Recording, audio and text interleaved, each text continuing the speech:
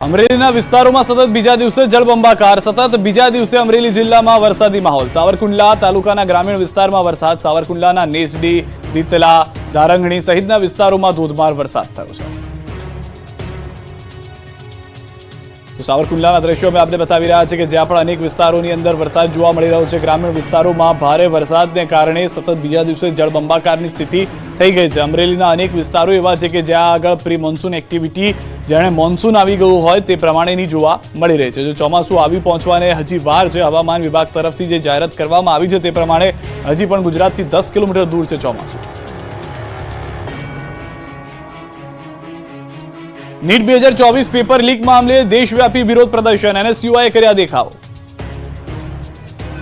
વિરોધ પ્રદર્શન હલ્લાબોલ અને રોડ પર ધરણા પ્રદર્શનના દ્રશ્યો છે અમદાવાદના દેશભરમાં નીટ 2024 પેપર લીક મામલે દેશવ્યાપી વિરોધ પ્રદર્શન થઈ રહ્યું છે એનએસયુઆઈ દ્વારા દેશભરમાં વિરોધ પ્રદર્શન કરવામાં આવી રહ્યું છે ત્યારે અમદાવાદમાં પણ મેડિકલ અને ડેન્ટલ પ્રવેશ માટે વિવાદમાં રહેલી નીટની મામલે વિરોધ વધ્યો છે ગુજરાત યુનિવર્સિટી પાસે એનએસયુઆઈના કાર્યકરો રોડ પર ઉતર્યા અને પ્લેકાર્ડ સાથે દેખાવો કર્યા નીટની પરીક્ષા અને પરિણામમાં ગોટાળા થયાનો આક્ષેપ કર્યો પોલીસે દેખાવકારોની અટકાયત કરી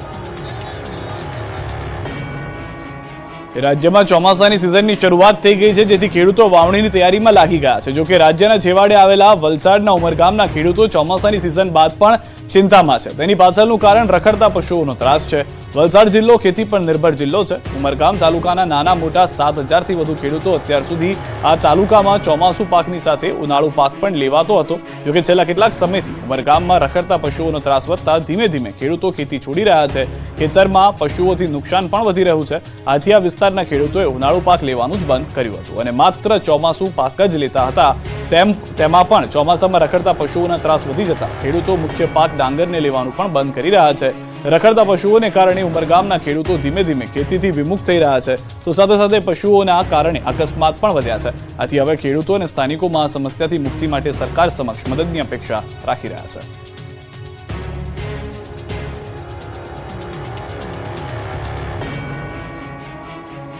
સુરતની સ્મીમેર કોલેજમાં રંગરેલિયા બાદ નવો ઘટસ્ફોટ હોસ્ટેલમાંથી થાઈ ગર્લને બોલાવી દારૂની થતી પાર્ટી થાઈ ગર્લની અસ્તવ્યસ્ત કપડા સાથે રૂમમાંથી બહાર નીકળવાને લઈને ચર્ચા જાગી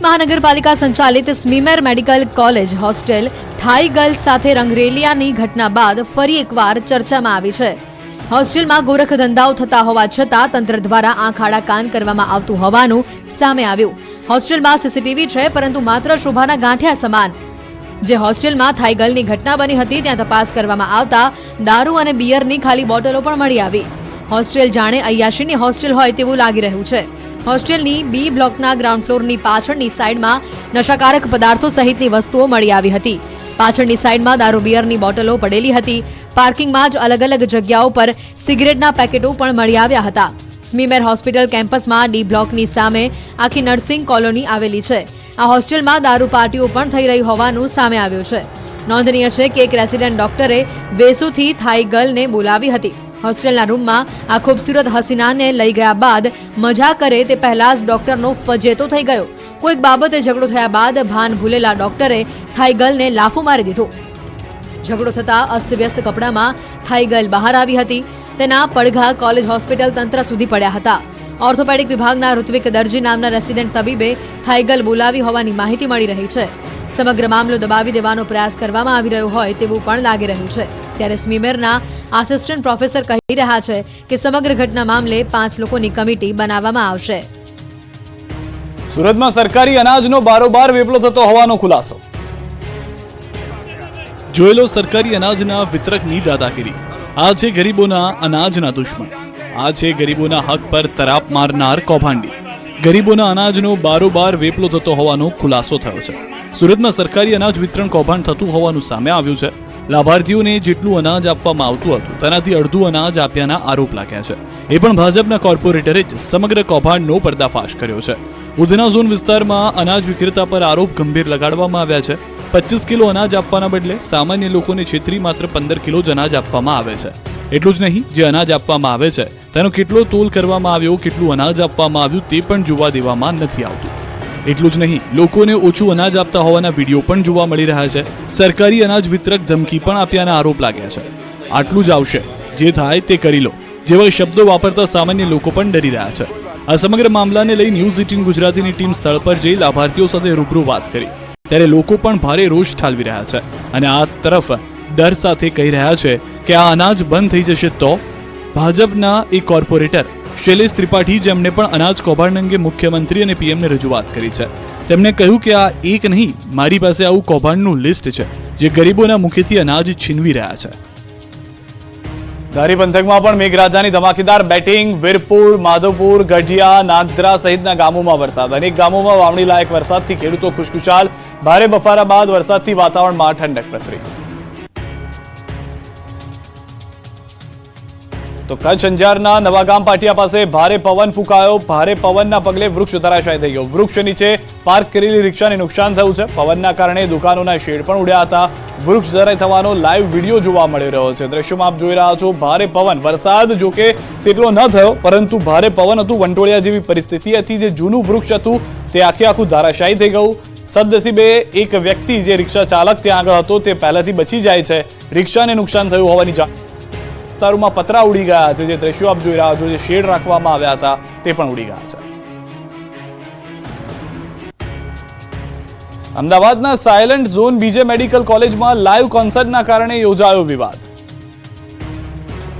અમદાવાદની હોસ્પિટલમાં દર્દીઓ સારવાર લેતા હોવાથી હોસ્પિટલને સાયલન્ટ ઝોન જાહેર કરવામાં આવ્યો છે, પરંતુ બીજે મેડિકલ કોલેજના તબીબો આ વાત ભૂલી જ ગયા. પોતાના જલસા માટે તબીબોએ હોસ્પિટલમાં જ મ્યુઝિક કોન્સર્ટ ગોઠવી નાખતા વિવાદ થયો. બીજે મેડિકલ કોલેજના જુનિયર ડોક્ટર્સ એસોસિએશન દ્વારા ગાયક અને સંગીતકાર શંકર મહાદેવનના પ્રોગ્રામથી દર્દી પરેશાન થઈ ગયા. તેમજ સતત 5 દિવસ સુધી ચાલનારા આ પ્રોગ્રામની પરવાનગી કોણે આપી તે અંગે પ્રશ્ન છે. હોસ્પિટલમાં લાઈવ કોન્સર્ટનું આયોજન કરાતા અનેક સવાલ ઉઠી રહ્યા છે. ત્યારે medical dean doctor Hansa Goswami કહી રહ્યા છે કે 20 વર્ષથી આ પ્રકારે કાર્યક્રમનું આયોજન કરવામાં આવે છે, જે પોલીસ પરમિશન સાથે જ કરવામાં આવ્યો છે. દર્દીઓનો વોર્ડ દૂર હોવાથી દર્દીઓને પરેશાની નથી થતી. ત્યારે અનેક દર્દીઓ પણ કહી રહ્યા છે કે કોઈ સમસ્યા નથી, તો બીજી તરફ અનેક દર્દીઓ રોષ પણ ઠાલવી રહ્યા છે અને કહી રહ્યા છે કે દર્દીઓના વોર્ડ નજીક આવું આયોજન ન હોવું જોઈએ. અમરેલી જિલ્લામાં સતત ત્રીજા દિવસે વરસાદથી પ્રસરી ઠંડક. ખેડૂતોના ચહેરા ચમક્યા. અમરેલી જિલ્લામાં સાર્વત્રિક વરસાદ વરસવાનું શરૂ થઈ ગયું છે. અમરેલીના સાવરકુંડલાના ગ્રામ્ય વિસ્તારમાં વરસાદ પડ્યો છે.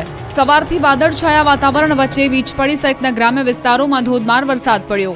અસહ્ય ગરમી બાદ વરસાદ પડતા લોકોને બફારાથી છુટકારો મળ્યો.